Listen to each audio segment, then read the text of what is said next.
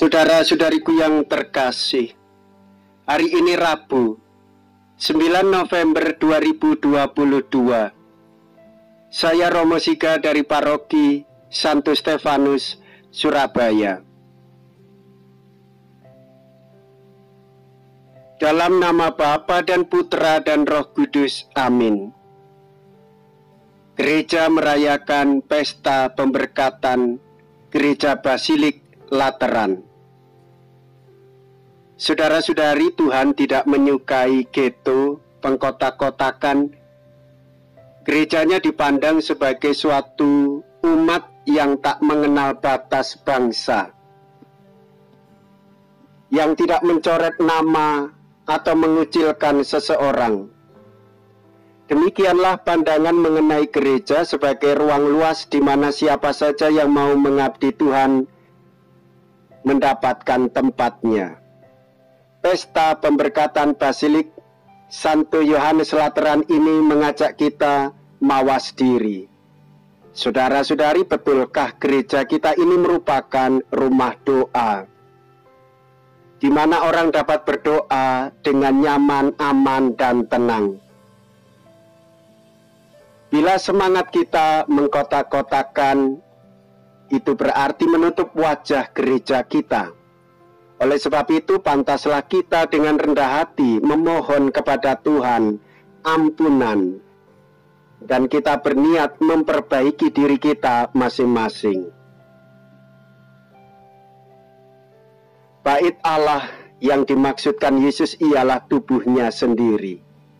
Mea culpa, mea culpa, mea maxima culpa. Marilah kita berdoa.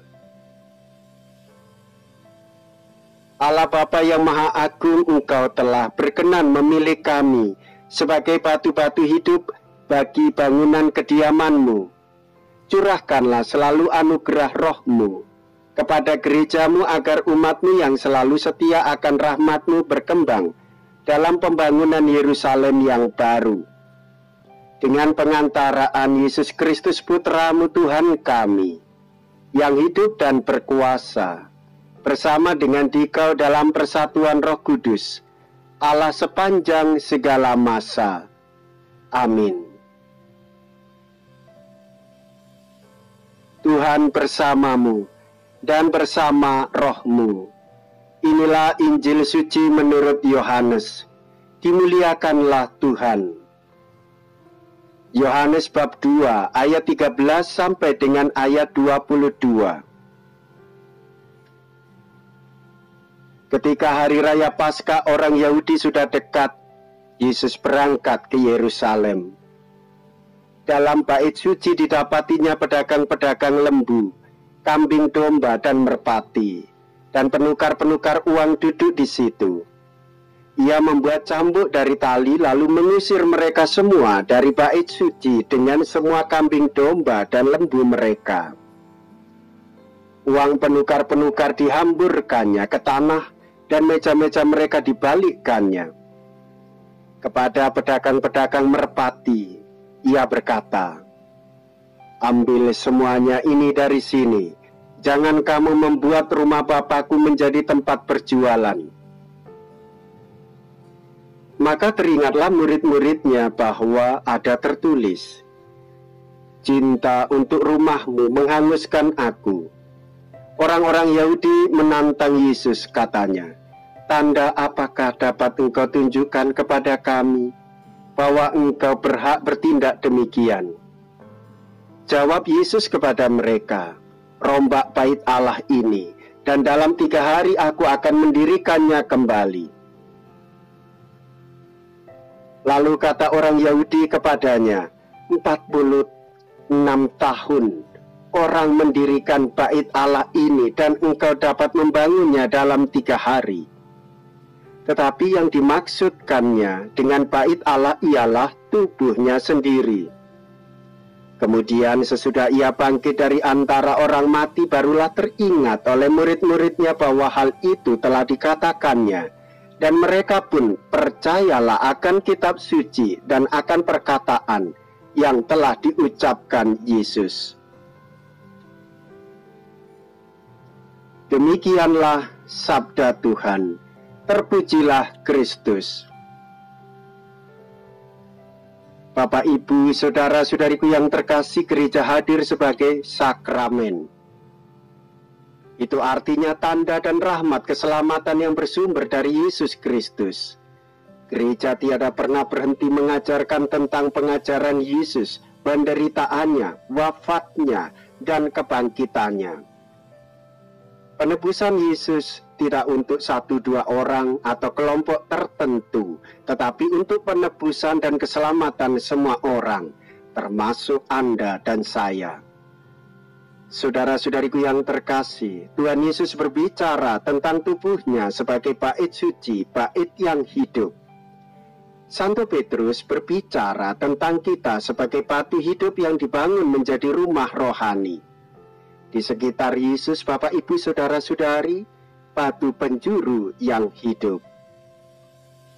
Gereja bisa saja, saudara-saudariku yang terkasih, kotor, lusuh, tidak bersih, dan tampaknya kurang bersemangat jika tidak dibangun dengan semangat hidup rohani yang sehat. Kesalahan-kesalahan, dosa-dosa seringkali menjadi sampah yang membuat bangunan rohani kita menjadi kusam. Saudara-saudariku yang terkasih, kedengkian, amarah, benci, iri hati, itulah yang menjadikan kita terhalang untuk membersihkan gereja kita hidup di dalam kesucian.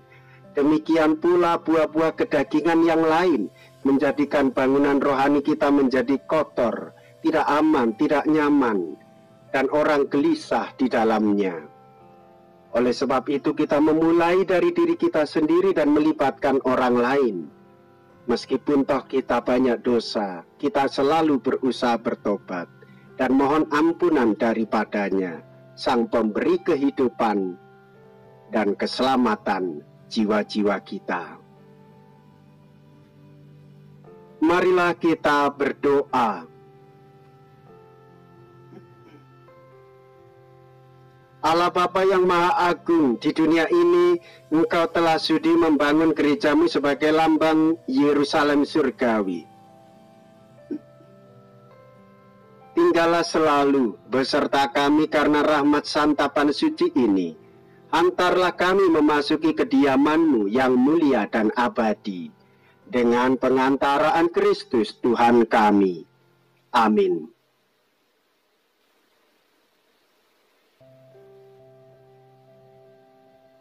Tuhan beserta kita, sekarang dan selama-lamanya.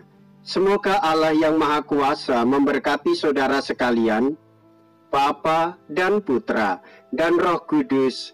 Amin. Saudara-saudariku yang terkasih, pergilah. Ibadat sabda sudah selesai. Syukur kepada Allah.